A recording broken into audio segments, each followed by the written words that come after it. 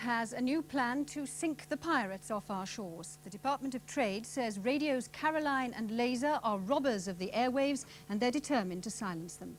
So they've commissioned a ship at a cost of £50,000 a month to keep watch on them in the North Sea off the Essex coast. Gary Lloyd set sail to pay the maverick broadcasters a visit. On the air on Laser, all Europe radio. The pirates call it the Eurosiege. They broadcast cheeky messages and dedications to the men from the ministry aboard the surveillance vessel they call the spy ship. The Department of Trade say it's not a blockade. They're keeping observation on comings and goings. They bristle with gadgetry. Since the pirates are in international waters, there's no power to prevent them broadcasting.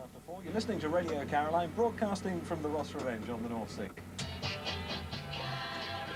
The ministry hope to scupper the pirates through their suppliers. The Trade Department are convinced some of their food and fuel comes from Britain, where it's illegal to assist them. The pirates maintain they're serviced from Spain, and they say they can outlast the observers. We've been here for 21 years. I would think we'll probably be here for a good 21 more. The ministry say you're robbers of the airwaves. Are you? I've heard that suggested. They've also called us, they've also accused us of stealing listeners, of course, but I don't think listeners would agree that they've been stolen. The ministry men have already reported a dozen visiting vessels to the police and one to the Director of Public Prosecutions. It hasn't deterred visitors. Have you seen the folks over at the Arctic yet? Have you visited our spy friends? Yeah. Huh? Well, they got anything to say for themselves? They still throwing up?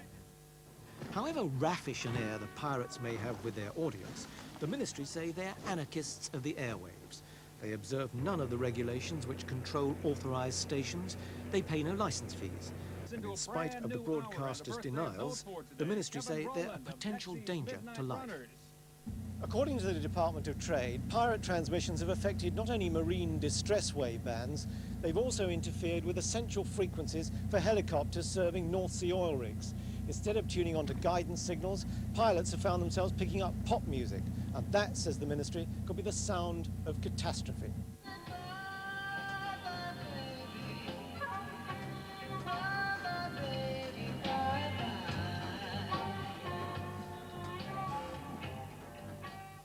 Gary Lloyd afloat with the pirates.